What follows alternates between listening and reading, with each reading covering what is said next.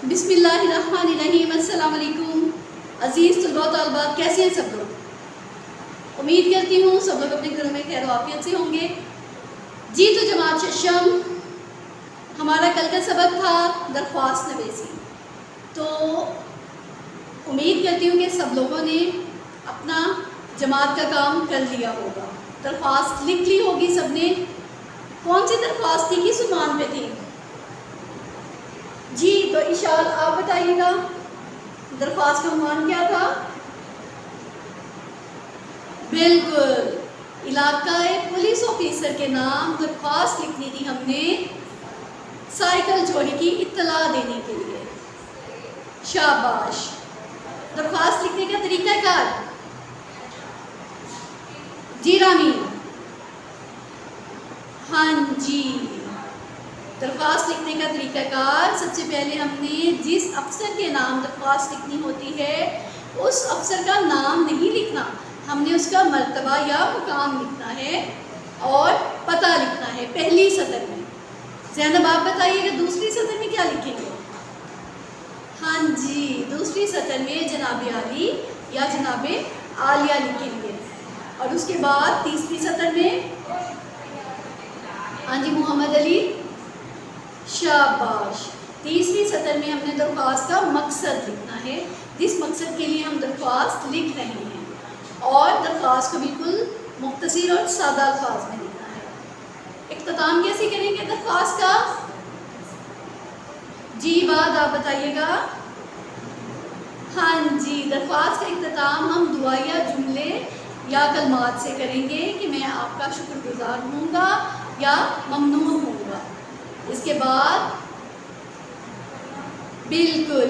ہم نے بالکل درمیان میں وسط میں العارض لکھنا ہے اور نیچے اپنا نام اور پتہ لکھ دینا ہے۔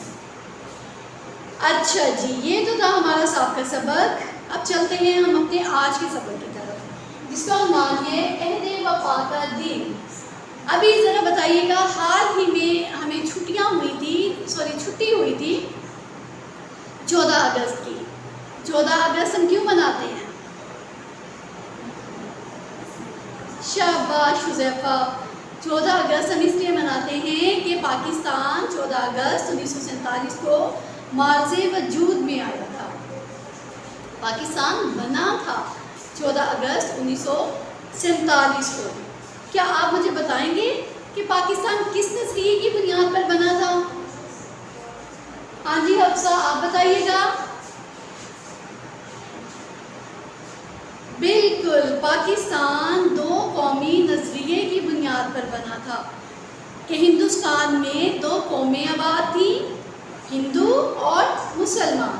تو ان دونوں قوموں کے لیے ایک الگ وطن کی ضرورت تھی۔ بالکل، پاکستان کی بنیاد اس نظریے پر تھی، لا الہ الا اللہ محمد الرسول اللہ، اسلام کے نظریے پر پاکستان کی بنیاد تھی۔ شاباش۔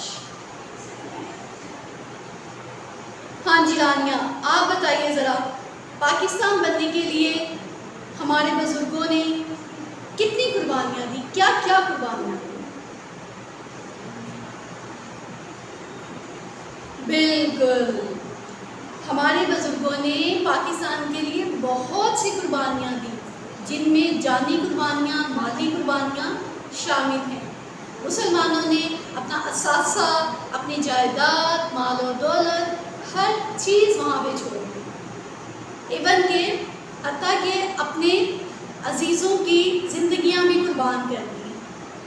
بہت سارے بچے یتیم ہو گئے، بہت ساری مائیں بے اولاد ہو گئی، بہت ساری خواتین عورتیں بیوہ ہو گئی، بہت سے بچے جو تھے انہوں نے اپنی ماؤں کو کھو دیا، اور بچے کچھ مسلمان پھر پاکستان میں پہنچے۔ تو ہمارے بزرگوں نے بہت سی قربانیاں دی، دے کر یہ وطن ہمارے لیے حاصل کیا ہے، اسی لیے ہم آج آزاد ہیں۔ اور انہوں نے پاکستان حاصل بھی اس لیے کیا تھا کہ ہم آزادی کی زندگی بسر کر سکیں، ہمیں آزادی کی قدر کرنی چاہیے، ہمیں اپنے وطن کی قدر کرنی چاہیے۔ چلیں جی، آج کا سبق شروع کرتے ہیں ہم عہد وفا کا دن۔ سب سے پہلے ہم اس کی پڑھائی کرتے ہیں۔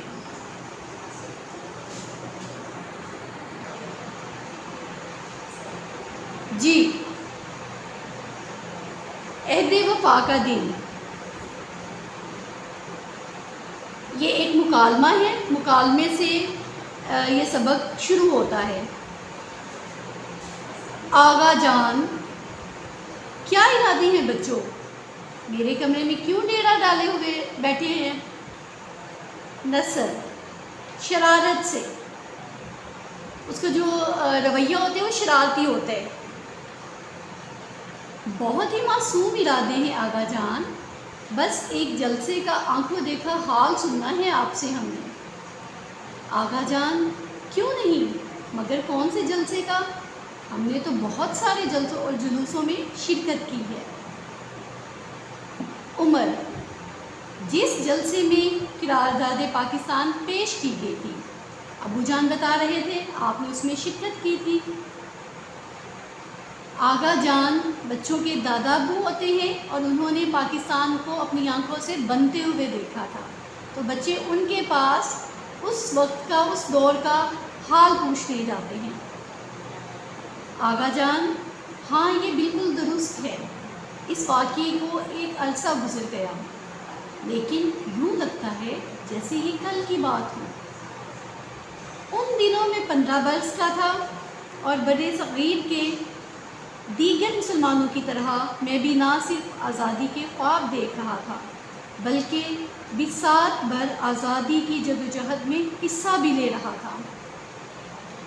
مسلمان جو تھے بہت خواہش تھی ان کی کہ ہم بھی آزادی کی زندگی گزاریں، ہمیں بھی آزادی کی زندگی ملے۔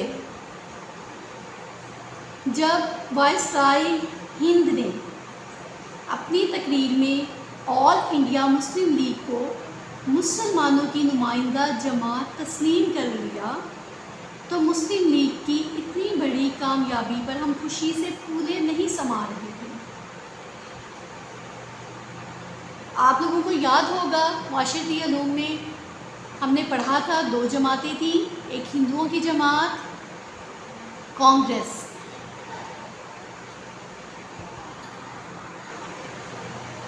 وہاں پہ سب سے پہلے ہندوؤں کی جماعت کانگریس بنی۔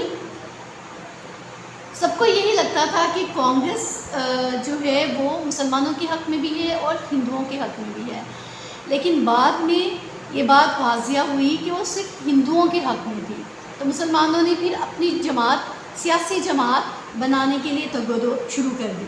پھر مسلمانوں نے اپنی جماعت بنائی آل انڈیا مسلم لیگ، جس میں مسلمانوں کے حق کے لیے، مسلمانوں کی فلاح و بہبود کے لیے کام کیا جانا تھا۔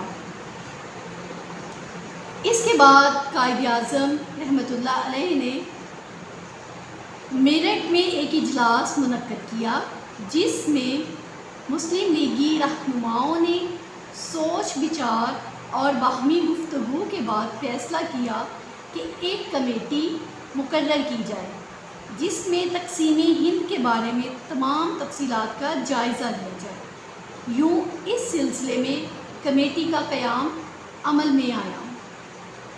قائد اعظم نے جب آل انڈیا مسلم لیگ میں شمولیت اختیار کی تو آہستہ آہستہ انہوں نے مسلمانوں کے لیے الگ وطن کا مطالبہ شروع کیا، اور جب انہوں نے الگ وطن کا مطالبہ شروع کیا تو پھر حکومت کو یہ فیصلہ لینا پڑا کہ ہندوستان کی تقسیم ہو جانی چاہیے، 2 ملک بننے چاہیے، ایک مسلمانوں کے لیے اور ایک ہندوؤں کے لیے۔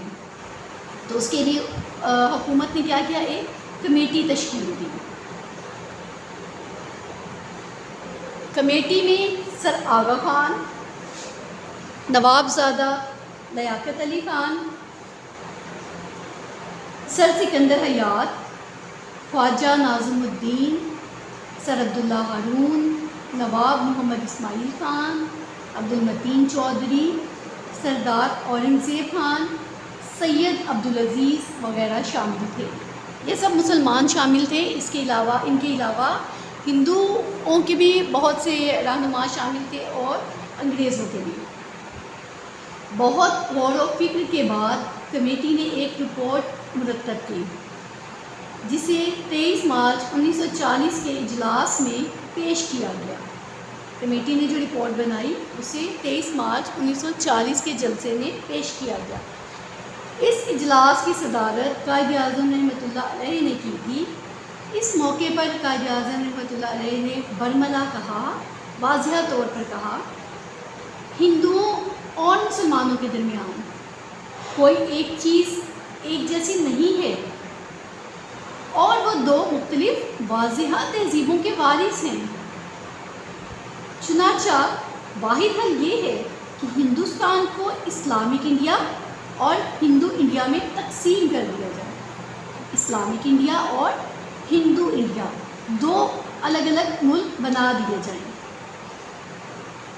مرکز میں برطانوی حکومت کے پاؤں اکھڑ رہے ہیں اور وہ خانہ جنگی کو جنم دے رہی ہے۔ یہ خانہ جنگی اس وقت تک برقرار رہے گی جب تک کہ ایک آزاد مسلم قوم کے لیے کوئی گنجائش پیدا نہیں کی جاتی۔ مسلمان کسی طرح بھی ہندو اکثریت کی حکمرانی قبول نہیں کر سکتے۔ انگریز چونکہ ہندوستان چھوڑ کے جا رہے تھے تو اس کے بعد ہندوؤں کی اکثریت تھی، تو انگریزوں کے بعد حکومت ہندوؤں کے ہاتھ میں آ جانی تھی، تو مسلمان ہرگز یہ بات قبول کرنے پہ تیار نہیں تھے کہ ہم انگریزوں کی غلامی سے نکل کر ہندوؤں کی غلامی میں آ جائیں۔ وہ یقیناً اپنے مطالبات کو حاصل کرنے کے لیے خود کو منظم کریں گے۔ مسلم لیگ کا دوسرا عام اجلاس 23 مارچ کو ہوا، جس میں 35,000 افراد نے شرکت کی اور اس اجلاس میں قرارداد پیش کی گئی۔ قائد اعظم رحمۃ اللہ علیہ کی خواہش پر بنگال کے وزیر اعلیٰ مولوی فضل الحق نے قرارداد کے حق میں تقریر کی۔ ردا،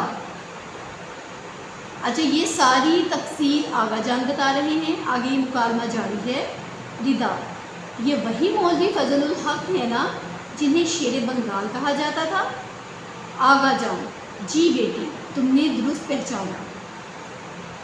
انہوں نے اپنی تقریر میں کہا، وفاق کی اسکیم جو 1935 کے گورنمنٹ آف انڈیا ایکٹ میں دی گئی ہے، مسلمانوں کو مرکز میں نہ صرف ایک دائمی اقلیت میں تبدیل کر دے گی بلکہ مسلم اکثریتی صوبوں میں صوبائی مختاری منسوخ کر دے گی۔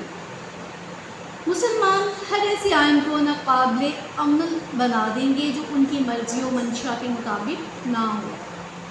یہاں پہ آغا جان بتا رہے ہیں کہ قائد اعظم مولوی فضل الحق نے تقریر میں کہا کہ گورنمنٹ آف انڈیا ایکٹ میں مسلمانوں کی جو صوبائی حکومت تھی وہ بھی ختم کرنے پر انہوں نے تفصیلات لکھی ہوئی تھی، تو وہ مسلمانوں کی حکومت کسی طور پر بھی قائم نہیں رہنے دیں گے اور مسلمان ایسے کسی ایکٹ کو قبول نہیں کریں گے۔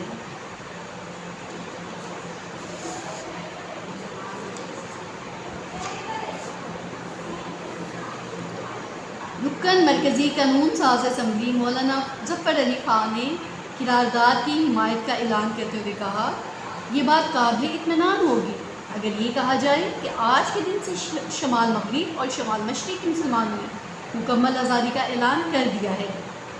کانگریس برطانیہ کی سرپرستی میں مسلمانوں پر حکمرانی کرنا چاہتی ہے۔ چونکہ برطانیہ کے لوگ جا رہے تھے تو برطانیہ کے گورنمنٹ نے ہندوؤں کو اپنے بہت قریب کیا ہوا تھا اور ہندو ان کے قریب بھی تھے، تو انہیں انگریزوں کا مکمل ساتھ حاصل تھا۔ 24 مارچ کی صبح منعقد ہونے والے مسلم لیگ کے عام اجلاس میں 25,000 افراد نے شرکت کی۔ اجلاس کی صدارت سندھ کے نواب شاہ نواز نے کی۔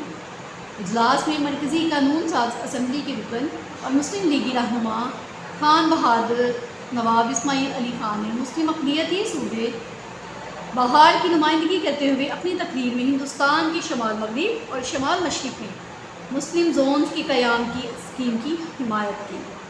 مرکزی قانون ساز اسمبلی کے ارکان سید عبدالرؤف شاہ، ڈاکٹر محمد عالم اور عبدالرحمن صدیقی نے بھی اجلاس سے خطاب کیا۔ تیسرے اور آخری اجلاس میں جو 25 مارچ کو منعقد ہوا، 35,000 افراد شریک تھے۔ یہ قرارداد نہایت جوش و خروش کے ساتھ متفقہ طور پر منظور کر لی گئی۔ قائد اعظم رحمۃ اللہ علیہ کو بھی اس شاندار کامیابی کی بے حد خوشی تھی۔ آپ نے اجلاس کے آخر میں کہا، مسلمانوں نے دنیا کے سامنے اپنے نظم و ضبط کا مظاہرہ کیا ہے، دشمن کی چالیں ناکام ہو گئیں، مسلمانوں نے بالآخر اپنی منزل کا تعین کر لیا ہے اور موجودہ اجلاس ہندوستان کی تاریخ میں سنگ میل ثابت ہوگا۔ چلیں جی، آج ہم اتنی ہی پڑھائی کریں گے۔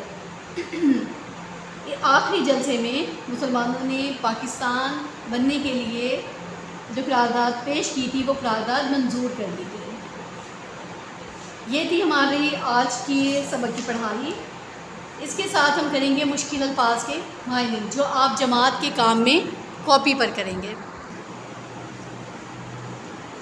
جی تو کلاس، آج کے ہمارے مشکل الفاظ ہیں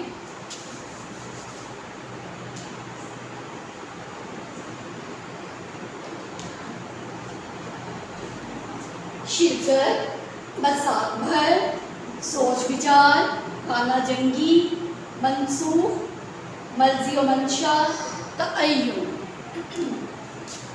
آئیے دیکھتے ہیں، اپنی اپنی لغت کھول لیجیے، ان الفاظ کے ہم معنی دیکھتے ہیں۔ سب سے پہلا لفظ ہے ہمارے پاس شرکت۔ کیا معنی ہے اس کا؟ ذرا دیکھیے گا لغت میں۔ شاباش، ماریہ نے بتایا شرکت کا معنی ہے شامل ہونا، شامل ہونا۔ اگلا لفظ ہے بساط بھر۔ دیکھیے گا لغت میں۔ شاباش، شاویز نے بتایا حیثیت کے مطابق۔ بساط بھر حیثیت کے مطابق۔ حیثیت کے شوشے چیک کریں ذرا۔ پہلے ہم نے یہ کی آدھی شکل لکھی، پھر یہ کا شوشہ ہے، سے کا شوشہ، سے کے شوشے کے اوپر 3 نقطے سے کے لگائے، پھر یہاں پہ بڑی یہ ہے اور یہاں پہ سے اور یہاں پہ چھوٹی یہ ہے حیثیت۔ حیثیت کے مطابق لکھتے ہوئے اپنے شوشوں کا اور نقطوں کا دھیان رکھا کریں۔ اگلا لفظ ہے سوچ بچار۔ جی، سوچ بچار۔ ہاں جی رانیہ میں، شاباش، سوچ سمجھ کر۔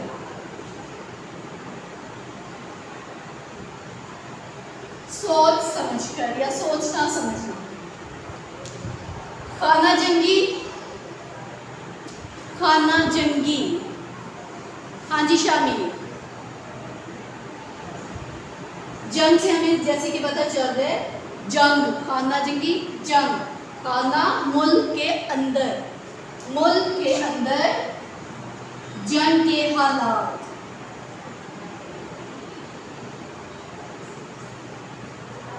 ملک کے اندر جنگ۔ منسوخ، منسوخ۔ شاباش، منسوخ ہے، دعا نے بتایا منسوخ ہے رد کرنا یا مسترد کرنا، کسی چیز کو رد کر دینا۔ نہیں ایسے نہیں۔ اس کے بعد ہے لفظ ہمارے پاس مرضی و منشا۔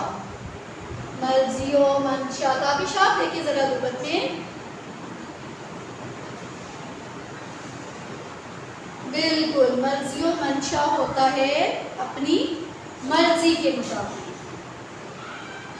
یا رضامندی۔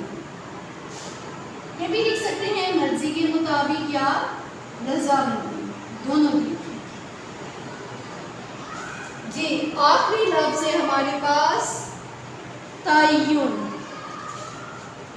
آخری لفظ ہے ہمارے پاس تعین۔ قرارداد، اپنی منزل کا تعین کر لیا مسلمانوں نے۔ شاباش، منزل کو منزل تک پہنچنے کے لیے انہوں نے ایک قرارداد کے مطابق قرارداد کو طے کر لیا تھا۔ تعین کرنا، طے کرنا، کوئی فیصلہ لینا۔ تو یہ تھے ہمارے آج کے الفاظ، مشکل الفاظ: شرکت، بسابر، سوچ بچار، خانہ جنگی، منسوخ، مرجع منشا، تعین۔ لغت کے مطابق ہم نے ان کے معنی بھی دیکھے۔ آپ نے ان الفاظ کو جملوں میں استعمال کرنا ہے۔ آپ کا گھر کا کام ہے آج کا، آپ نے ان الفاظ کو اپنے جملوں میں استعمال کرنا ہے۔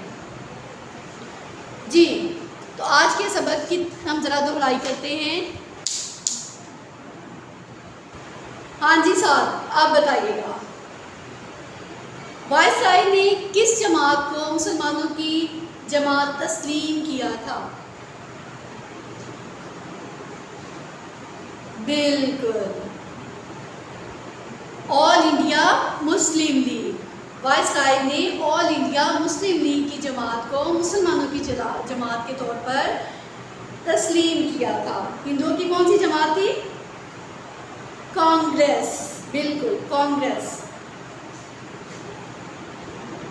اس کے بعد جب مسلمانوں کی جماعت بن گئی تو مسلمانوں نے کس کی حکمرانی قبول کرنے سے انکار کر دیا تھا؟